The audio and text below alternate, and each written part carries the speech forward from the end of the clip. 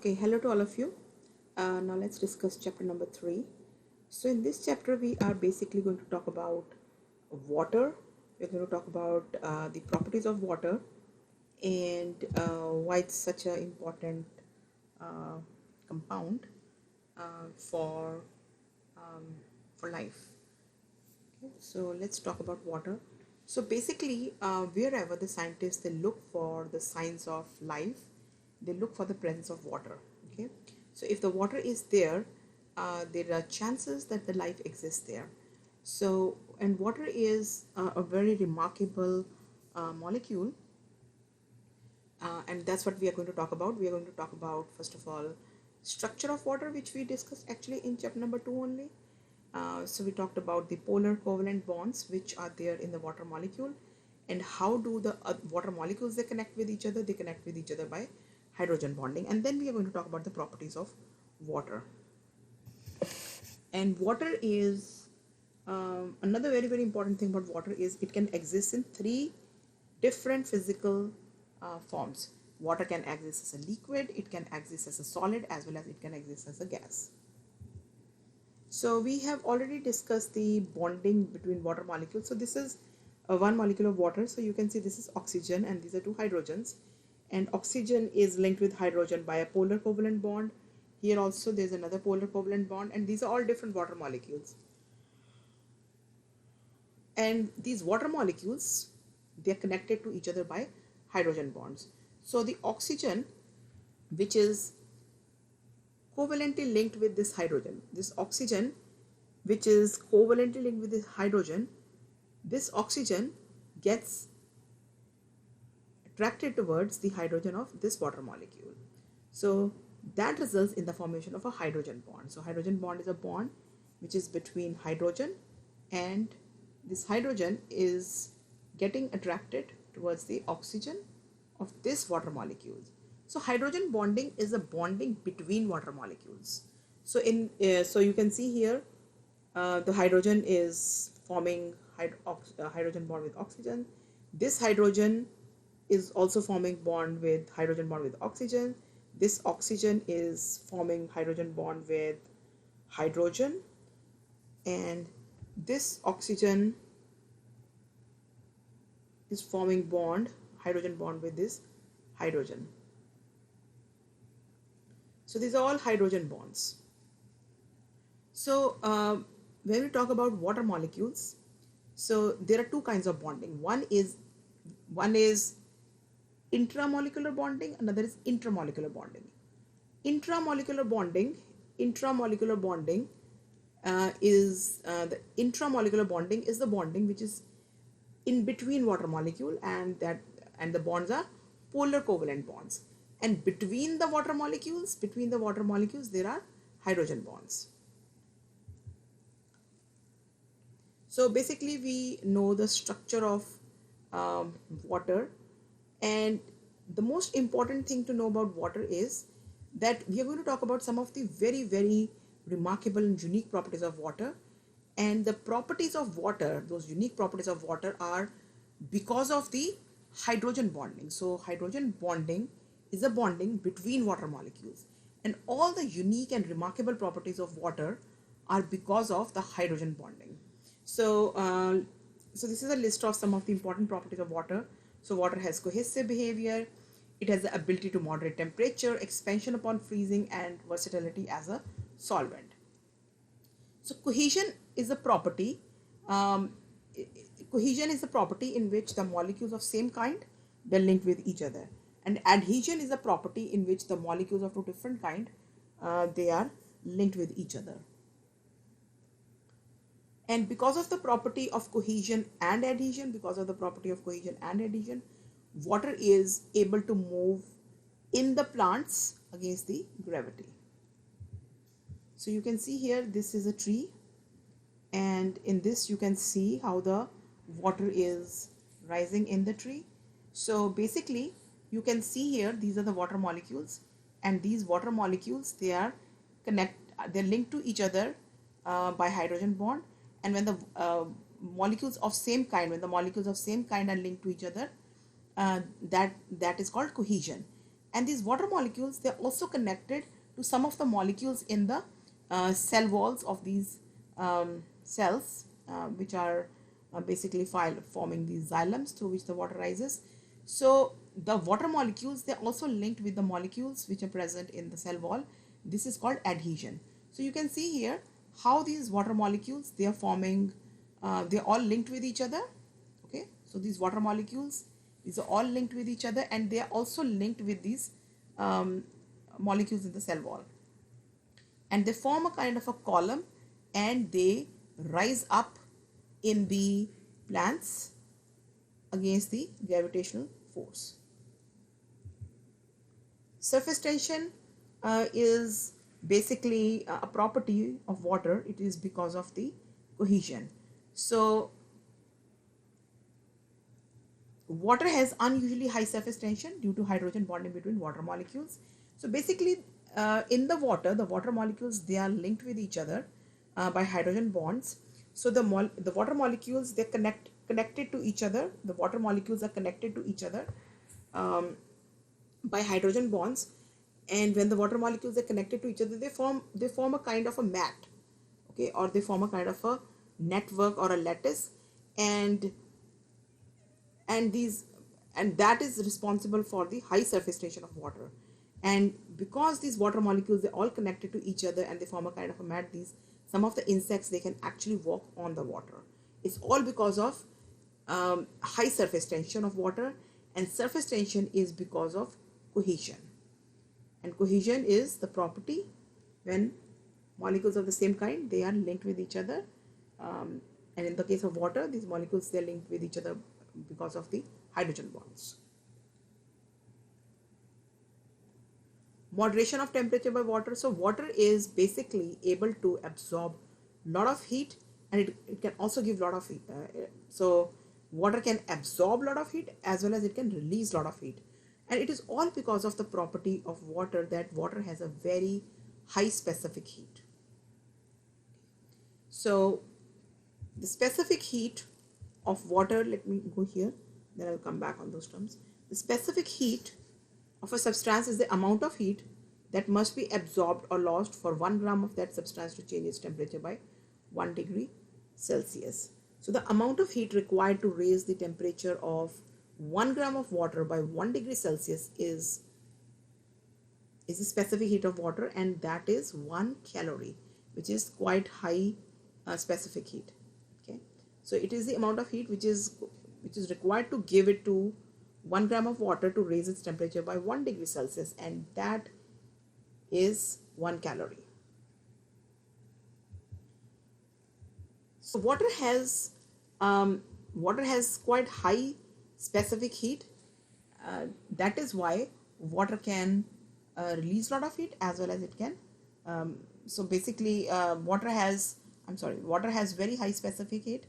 So which means that a lot of heat is required to raise the temperature of water by 1 degree Celsius. Okay, so that's why water can absorb a lot of heat, and its own temperature does not change. Now let's talk about some of the terms. Kinetic energy is the energy of motion. Kinetic energy associated with random motion of atoms or molecules is called thermal energy. Temperature represents the average kinetic energy of the molecules in the body. So these are some of the terms, you can go over them, and these are the units of heat. Energy. So calorie. So these are all units of energy. So calorie, kilocalories, joules. These are all units of energy.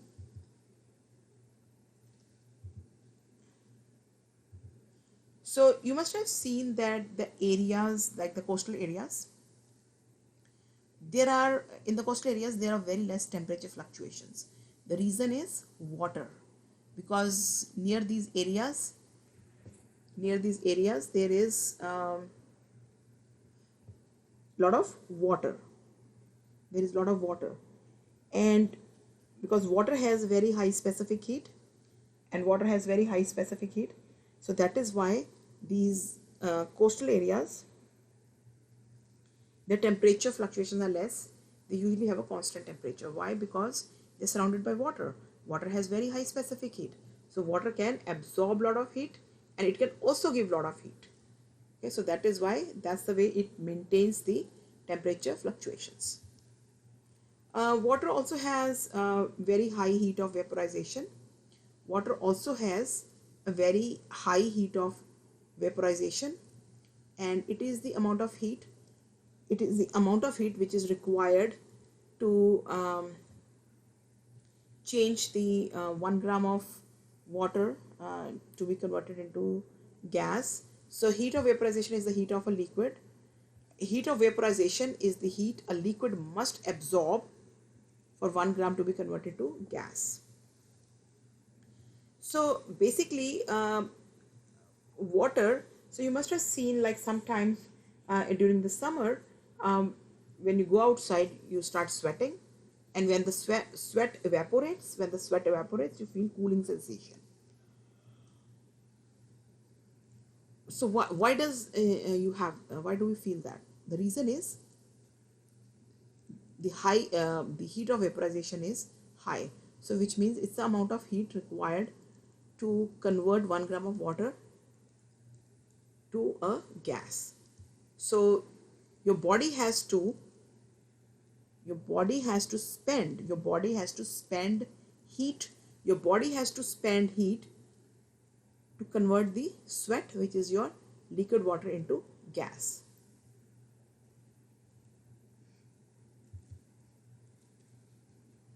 So another remarkable property about water is that the solid form of water, which is your ice, is actually lighter than liquid form of water, and that's why ice floats on water. So what's the reason for that? So basically ice is lighter or less dense than liquid water. That's why it floats. The reason is again hydrogen bonding. Now in the if we compare the hydrogen bonds in ice as compared to liquid water, the length of hydrogen bonds is more longer in the ice as compared to in water, and as a result of that, these ice is less dense as compared to liquid. So that is why ice floats on liquid water. It's all because of the length of the hydrogen bonds. So they are longer in the ice, so it becomes less dense, and when it becomes less dense, it starts floating on the liquid water.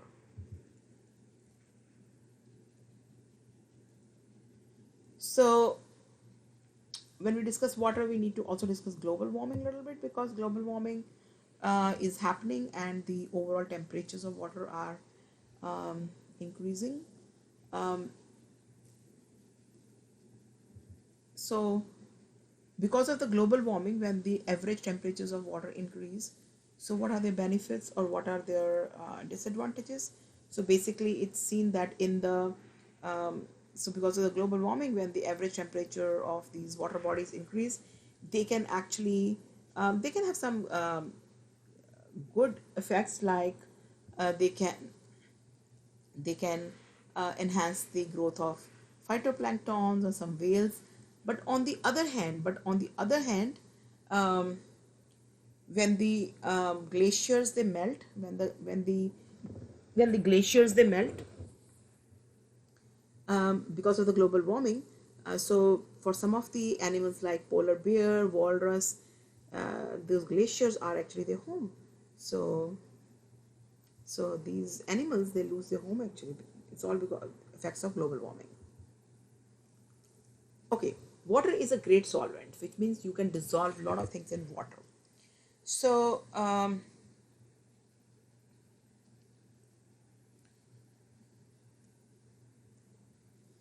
basically we need to know a few terms before we start talking about water as a solvent. So what is a solvent? So basically, if you take a glass of water and you add sugar to it, and you stir the sugar in water, the sugar is going to dissolve in water. So water in which sugar is being dissolved, it's called solvent, and the sugar is called solute. And when you mix the solute and solvent, a solution is formed. And aqueous solution is that solution in which water is the solvent. So we are going to talk about how sodium chloride gets dissolved into water. So basically, when you take a glass of water and add sodium chloride, the salt, so you can see that these ions. So sodium chloride has two ions. These ions, they get surrounded by the water. So you can see chloride is negatively charged. So this chloride ion is surrounded by water molecules, and this is sodium ion, and it is also surrounded by water molecules. So chloride ions, because it has a negative charge, so all you can see, all the hydrogens in the water, they are facing the chloride, because this is positive. So these are all hydrogens, they have slight positive charge, slight positive charge, slight positive charge. So they all form a shells of hydration around chloride ions. And about the sodium ions, you can see sodium ions, they have positive charge on them. So they are all surrounded by the sodium ion is surrounded by oxygen of the water molecules, because oxygen has slight negative charge. So sodium ions, they have positive charge, and these are all oxygens. These are all oxygens from these are all oxygens in the water molecules. So they start facing towards the sodium ions.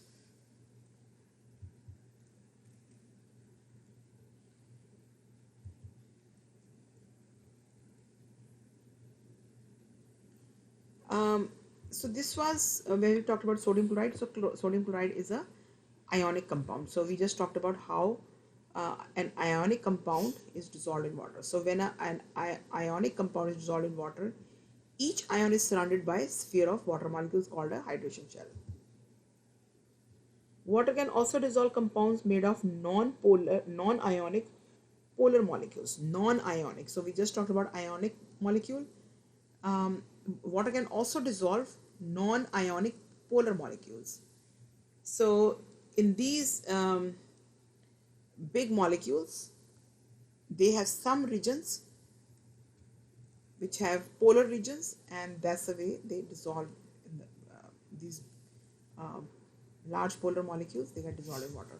Now see here, this is like a protein. You can see here there is some polar regions here. So this is protein, and what is being shown here is some region in the protein which has slight negative charge, and this part has slight positive charge. And you can see how there is a formation of hydrogen bonds between these polar regions and water molecules. So here is a slight negative charge. So which side of water is going to face towards this region? Slight positive charge. And what is the slight positive charge? On where this slight positive charge is on water molecules, it's on the hydrogen atoms. And here there's a delta positive charge. This is a polar region which has a delta positive charge. So which side of water is going to face this part? It's going to be, it's going to be delta, it's going to be oxygen. Delta positive charge, so from water it's going to be oxygen. So here again there are some terms. Hydrophilic substance is the one which has affinity for water, and hydrophobic substance is that one that does not have the affinity for water.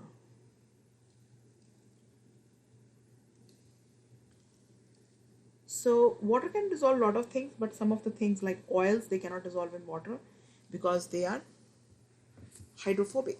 Water is a polar molecule, and oils, they are hydrophobic molecules.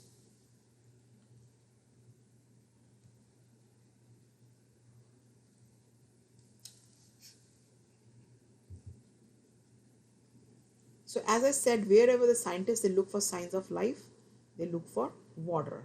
So right now, currently, NASA is doing a lot of research on Mars, and it is trying to look for the signs of water. and they have found some like dark streaks and some channels which show maybe the water was there at some point. Okay, the last topic we are going to talk about acids and bases. Okay, now what is acidity and what is basicity? It all depends on the concentration of the hydrogen ions. Okay, any solution is going to be having acidic pH or basic pH. It all depends how many hydrogen ions they have. If they have a very high concentration of sodium ions, that solution is acidic in nature. So let's talk about one thing here, like water. Water is neither acidic nor basic, so water is neutral. Okay, so as I just said, the acidity of a solution depends on how many hydrogen ions a solution has. So more hydrogen ions more hydrogen ions means more acidic the solution is. So more hydrogen ions means more acidic the solution is. And if we talk about water, water is a neutral molecule, so it has equivalent amount of hydrogen ions and hydroxide ions. So that is why water is neutral. So now let's see why water is neutral. So you can see here, if these are the two water molecules, okay, so if the one of the water molecule, it gets disassociated, then like this is, so this is your one water molecule, the second water molecule, and the hydrogen bonded. So what happens is, this hydrogen can leave its electron behind. So what is hydrogen atom? So if you look at the periodic table, you need to go back and look in the periodic table. The atomic number of hydrogen is 1, atomic mass of hydrogen is also 1. So which means that hydrogen has 1 proton and 1 electron. Hydrogen does not have any neutrons. So these are two water molecules. In this water molecule, if this hydrogen, if it leaves its electron behind, then what is this hydrogen atom? This hydrogen atom is nothing but a proton, right? This hydrogen atom is nothing but a proton. So basically, if this water molecule breaks, if it gets disassociated, then this hydrogen atom disassociates from here, but it leaves its electron behind and it moves as a proton. So when this hydrogen is disassociated, what is left is a hydroxide ion, because the electron which this hydrogen has left is going to give charge to this. Okay, so this is a hydroxide ion, and this proton which has moved from here, it's going to join this water molecules and it is going to be converted into hydronium ion. So basically this is how water molecules, they disassociate. Okay. But why water is neutral? Water is in a state of dynamic equilibrium in which water molecules disassociate at the same time at which they are being reformed. So the water molecules, they break, they make, which means the association takes place and then the disassociation takes place. So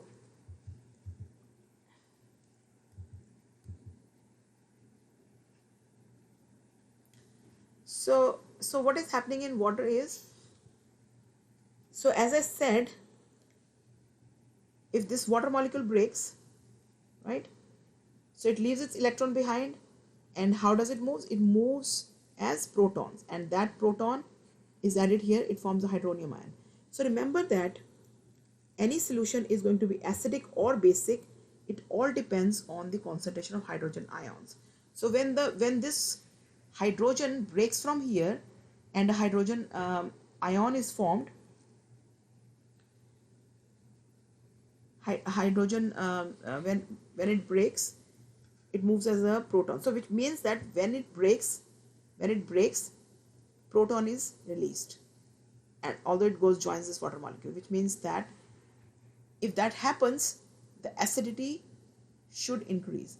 But it does not happen in the case of water, because how many molecules they are breaking and how many molecules they're forming, that is taking place at the same rate. That's why water is a neutral molecule. So water is in a state of dynamic equilibrium in which water molecules dissociate at the same rate at which they are being reformed. So that's why the pH of water is not affected. So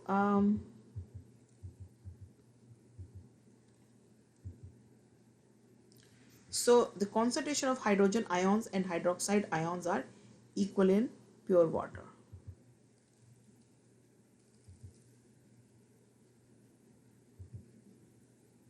So adding certain solutes called acids and bases, they modify the concentration of hydrogen ions. So basically, acid is that substance which gives hydrogen ions, and base is that substance which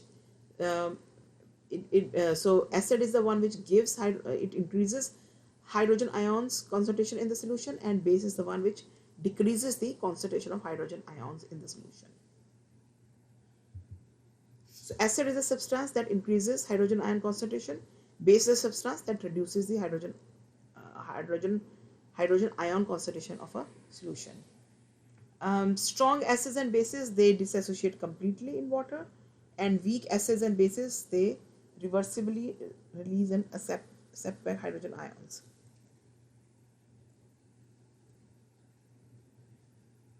So strong acids and bases, they dissociate completely, but weak acids and bases, they do not dissociate completely in water.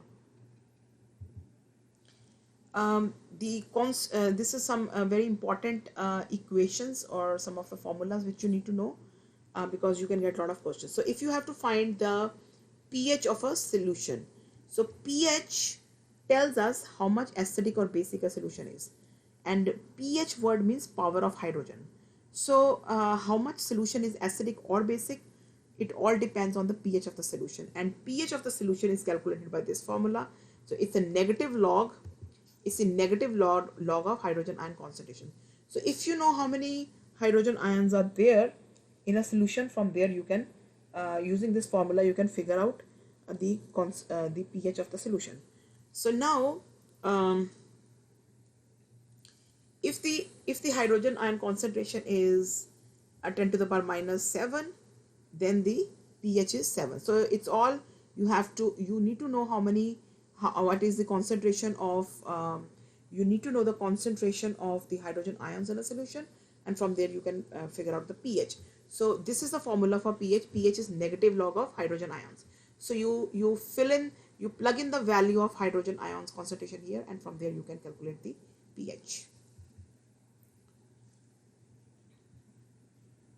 So acidic solutions have pH values less than 7, and basics, they have value more than 7, and the value of 7 is neutral.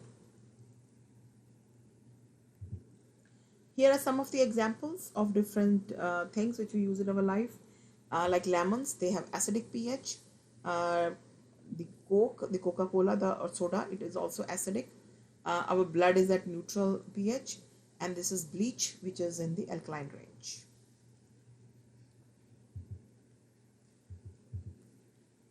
Okay, buffer means something which resists the change. So buffer the substances that minimize changes in concentration of hydrogen ions and the hydroxide ions in a solution. So most buffer solutions contain weak acid and its corresponding base, which combine reversibly which combines with the hydrogen ions. So basically you need to know what a buffer is. Buffer is something which resists the change, and when we talk about buffer in the case of pH, buffers are those which are going to resist the change in the pH. And the last topic we need to know in this topic is the acidification. So we are burning a lot of fossil fuels, and because of the burning of fossil fuels, we are actually releasing a lot of carbon dioxide in the atmosphere, and this carbon dioxide is actually getting dissolved in the oceans, and and because of that the pH of the water in the oceans is becoming acidic, and this phenomena is called ocean acidification. So carbon dioxide dissolved in seawater forms carbonic acid, and this process called ocean acidification. And now let's see what is the effect on the ocean. So basically, as we are like using a lot of fuels and all these, so they are releasing carbon dioxide in the atmosphere. Carbon dioxide goes and combines with water in the ocean and forms carbonic acid. Carbonic acid breaks into hydrogen ions and the bicarbonate ions, and and these these these hydrogen, so this is the carbonic acid breaks into bicarbonate ion and hydrogen ions, and these hydrogen ions, they actually combine with carbonate and they form this bicarbonate ion again. So what is happening is this carbonate, which is supposed to actually combine with calcium and form calcium carbonate, so which is all the components of the coral reefs in the oceans. So what is happening is, because of the acidification of the ocean water, this carbonate, which was supposed to be combining with calcium, it actually combines with hydrogen ions and they form the bicarbonate ions. So this is the way this ocean acidification is affecting the life of the living creatures in the sea, because this phenomena is affecting the combining of carbonate with calcium. So because of that, calcium carbonate is not being formed.